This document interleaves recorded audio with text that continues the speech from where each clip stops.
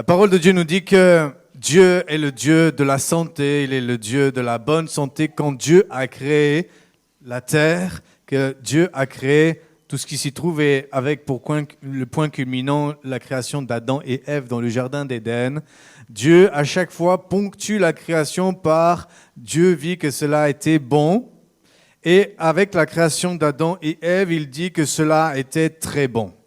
Tout ce que Dieu a créé était bon, en bonne santé. Dieu n'a rien créé de malade, Dieu n'a rien créé de tordu, Dieu n'a pas créé les ténèbres. Quand Dieu a créé les choses sur la terre, tout était bien, tout était en harmonie, tout était en bonne santé. Et c'est ça l'idéal de Dieu. L'idéal de Dieu pour chacune de nos vies, c'est cette harmonie qu'il y avait dans le jardin d'Éden, c'est cette paix, c'est cette bonne santé qu'il y avait dans le jardin d'Éden. C'est l'objectif de Dieu pour l'humanité et l'intention de Dieu n'a pas changé. L'intention de Dieu n'a pas changé, elle reste la même pour l'humanité, pour toi, pour moi, pour chaque être humain. L'intention de Dieu n'a pas changé. Il veut toujours la paix pour notre vie, l'harmonie, la bonne santé. Ce sont toujours les intentions de Dieu. Mais nous connaissons l'histoire. L'histoire nous dit que, et ce n'est pas une histoire, c'est une réalité. Quand je dis que nous connaissons l'histoire, c'est une façon de parler qu'Adam et Ève ont péché contre Dieu, ils ont désobéi à ce que Dieu leur avait dit, ils ont mangé le fruit défendu et instantanément, ils sont morts par rapport à Dieu. Leur esprit a été séparé de Dieu. Et là, ils ont été plongés dans les ténèbres. Leur esprit a été plongé dans les ténèbres. Satan, qui était déjà à l'œuvre sur la terre, Satan avait déjà chuté, Lucifer avait déjà chuté à ce moment-là. Il était à l'œuvre déjà sur la terre. Il a entraîné la chute d'Adam et Ève par la tentation. Et Adam et Ève ont été plongés dans les ténèbres à ce moment-là. Ils ont été séparés de la présence de Dieu. Dieu n'a plus pu communier avec eux à cause de leur désobéissance, à cause du péché qui était entré en eux à ce moment-là. Et c'est là que tout a commencé à aller mal. Si on regarde dans le livre de la Genèse, quand Dieu va voir Adam et Ève le soir, alors qu'ils ont péché, alors qu'ils sentent que quelque chose ne va plus, Dieu appelle Adam et Ève dans le jardin et ils vont se cacher. Et Dieu va leur dire, évidemment Dieu sait où ils sont, et Dieu va leur dire, mais pourquoi vous êtes cachés ? Et Adam va lui répondre, parce que j'ai eu peur. La peur est entrée dans l'humanité à ce moment-là. Avec le péché est venu le dérèglement émotionnel. Et la peur, qui était une émotion qu'Adam et Ève ne connaissaient pas jusqu'à ce moment-là, est entrée dans leur âme, s'est manifestée dans leur âme.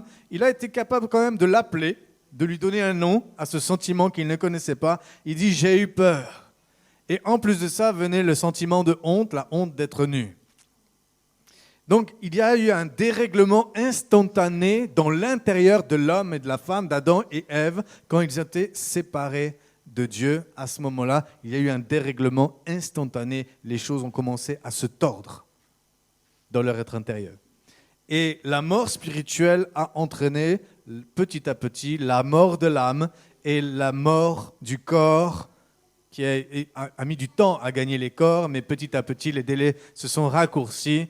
Et aujourd'hui, la vie d'un homme ou d'une femme, 70 ans, 80 ans, 90 ans, quand vraiment on pousse au maximum. Mais l'intention de Dieu n'a pas changé. L'intention de Dieu n'a pas changé.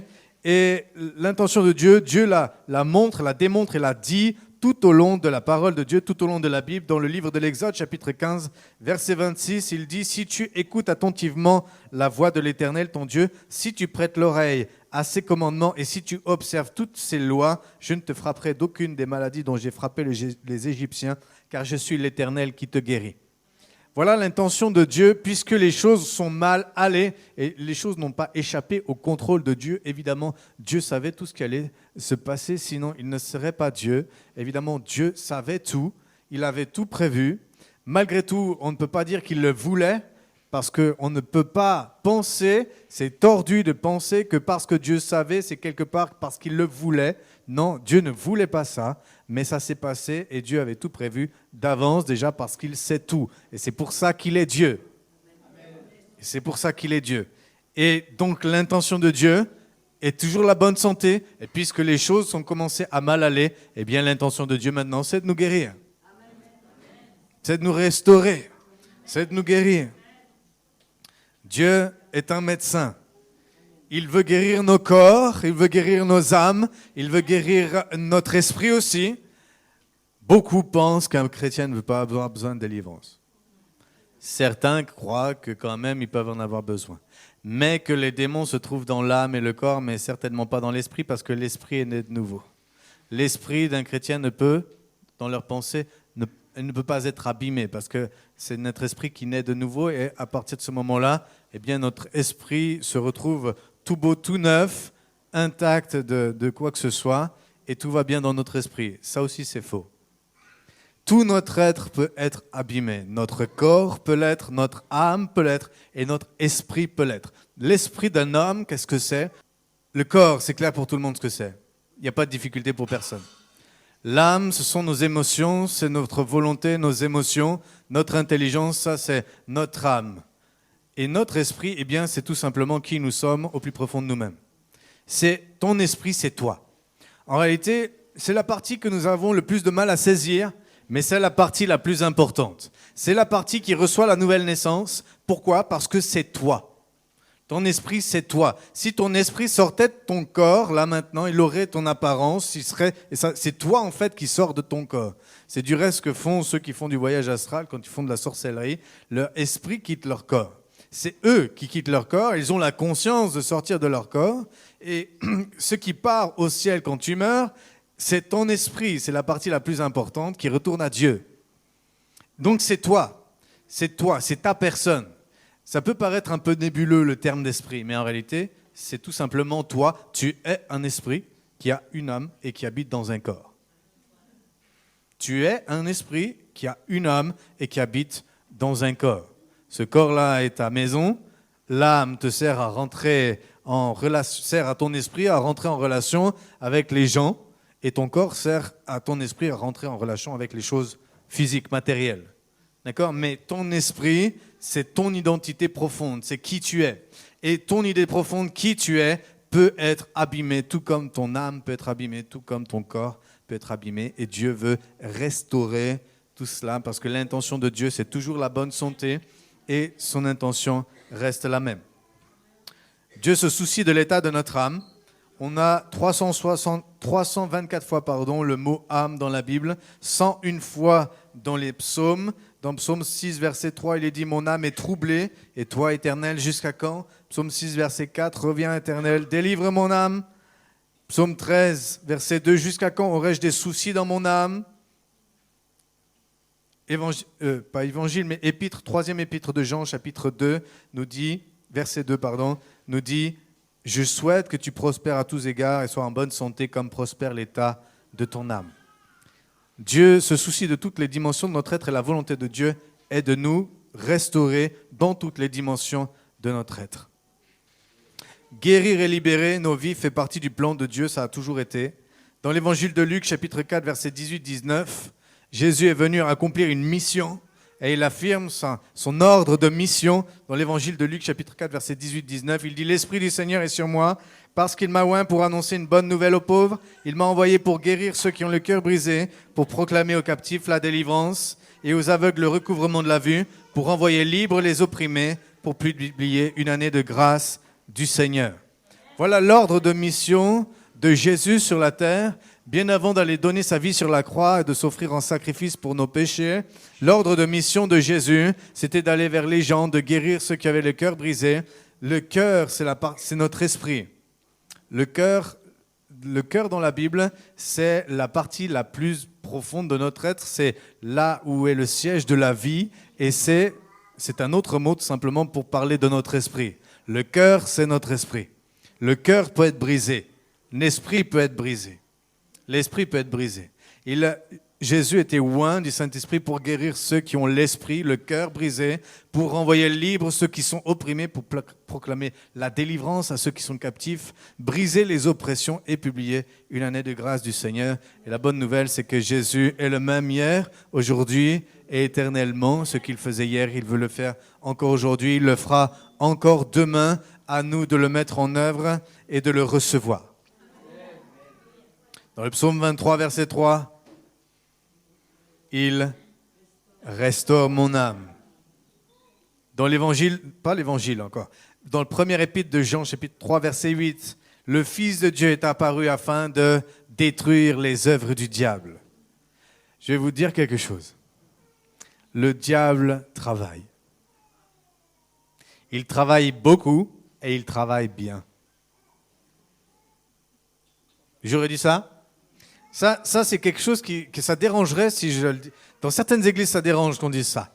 Parce qu'on ne veut pas mettre l'emphase sur le diable. Et on ne veut pas lui donner d'honneur. Et c'est normal, on ne lui donne pas d'honneur. Mais il faut dire la vérité. Le diable travaille. Il travaille beaucoup et il travaille, il faut le dire, il travaille bien. Il travaille bien pour détruire les gens. Il travaille bien pour détruire l'humanité. Il fait bien son travail. Il le fait de manière acharnée, attentionnée, méticuleuse, structurée, organisée.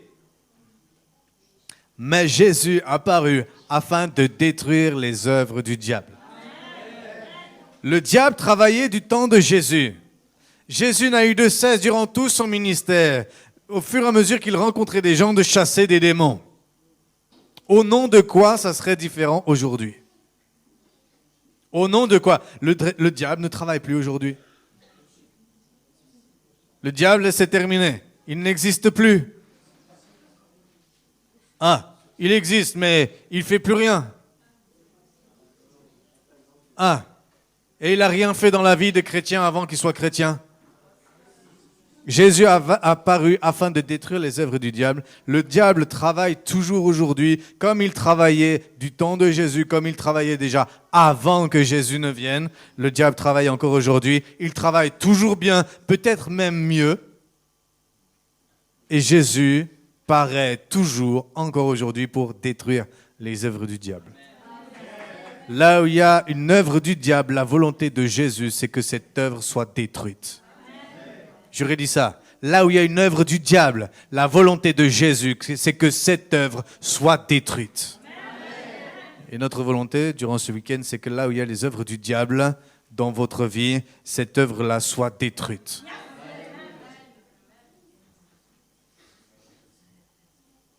Dans le livre des Actes, chapitre 10, verset 38, il est dit « Vous savez comment Dieu a oint du Saint-Esprit et de force Jésus de Nazareth, qui allait de lieu en lieu, faisant du bien et guérissant tous ceux qui étaient sous l'empire du diable, car Dieu était avec lui. » Jésus allait de lieu en lieu, et ça c'est le plan de Dieu, l'intention de Dieu, puisque son intention c'est la bonne santé et que les choses sont allées mal, eh bien son intention c'est d'aller de lieu en lieu, d'aller à la rencontre des gens, d'aller à la rencontre de notre besoin, de venir à notre rencontre encore ce soir, d'aller de lieu en lieu et de faire du bien et de guérir ceux qui sont sous l'empire du diable.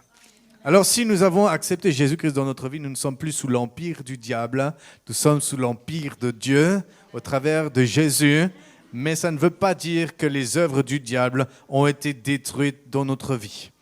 Elles sont détruites en Christ, tout a été accompli. En Christ, dans les lieux célestes, tout est accompli. Mais c'est quelque chose que bien des chrétiens ont du mal à comprendre. C'est que ce qui est accompli en Christ dans les lieux célestes doit devenir une réalité aujourd'hui dans notre vie terrestre.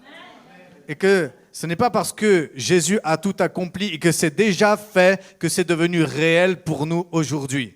Dans Éphésiens, il est dit que nous avons été bénis de toute bénédiction spirituelle dans les lieux célestes en Christ. Les bénédictions que Dieu nous a acquises à la croix par le sacrifice de Jésus se trouvent en Christ dans les lieux célestes. Et malheureusement, nous ne sommes pas dans les lieux célestes. Spirituellement, nous y sommes, mais physiquement, encore aujourd'hui, nous sommes terrestres, nous sommes sur la terre et les réalités célestes nous devons nous les accaparer pour qu'elles deviennent une réalité tangible aujourd'hui, concrète dans notre vie, ici-bas. Preuve en est, c'est que la guérison divine, il y a encore tellement de malades dans le peuple de Dieu, tellement de malades, que si c'était automatique, eh bien tout le monde devrait être en bonne santé, il ne devrait avoir aucun malade dans le peuple de Dieu. Si c'est vrai que parce que Jésus a tout accompli, alors il n'y a plus aucun problème, et que le chrétien est exempt de problème avec le diable, alors aucun chrétien ne devrait être malade encore aujourd'hui. Tout le monde devrait être en bonne santé. Parce que par les meurtrissures de Jésus, nous avons été guéris, non? C'est ce que la parole de Dieu déclare, non? Mais ça, c'est la vérité. Ça, c'est dans les lieux célestes en Christ. Et pourtant, il y a tellement de chrétiens malades. Et la parole de Dieu nous dit que nous avons besoin de prier pour les malades, de faire l'onction d'huile, et la prière de la foi sauvera le malade. Pourquoi ça? Parce que nous avons besoin de prendre ce qui est dans les lieux célestes en Christ et de nous les appliquer en bas, sur la terre, à nous, dans notre réalité. Et il en va de même avec la délivrance. En Christ, nous sommes déjà délivrés de toutes les puissances des ténèbres. C'est accompli dans Colossiens chapitre 3. Il est dit que il nous a délivrés de la puissance des ténèbres et nous a transportés dans le royaume de son Fils bien-aimé. Ça, c'est la vérité. C'est acquis, c'est accompli en Christ dans les lieux célestes. C'est une vérité, mais elle doit devenir notre réalité. Si tu as la foi en Jésus, c'est fait, tu es au bénéfice de ça. Mais tu dois marcher dans ça et ça doit devenir ta réalité aujourd'hui, maintenant. Et de la même manière qu'on a besoin de s'accaparer la guérison divine, physique, nous avons besoin de nous accaparer la guérison pour notre âme et la guérison pour notre esprit et la délivrance. La délivrance des oppressions démoniaques, la délivrance des liens spirituels.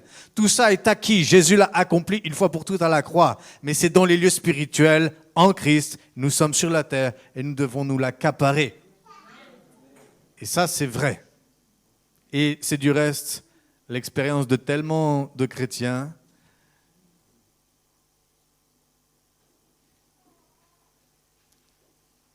Dans l'Épître aux Galates, chapitre 3, verset 13-14, il est dit « Christ nous a rachetés de la malédiction de la loi, étant devenu malédiction pour nous.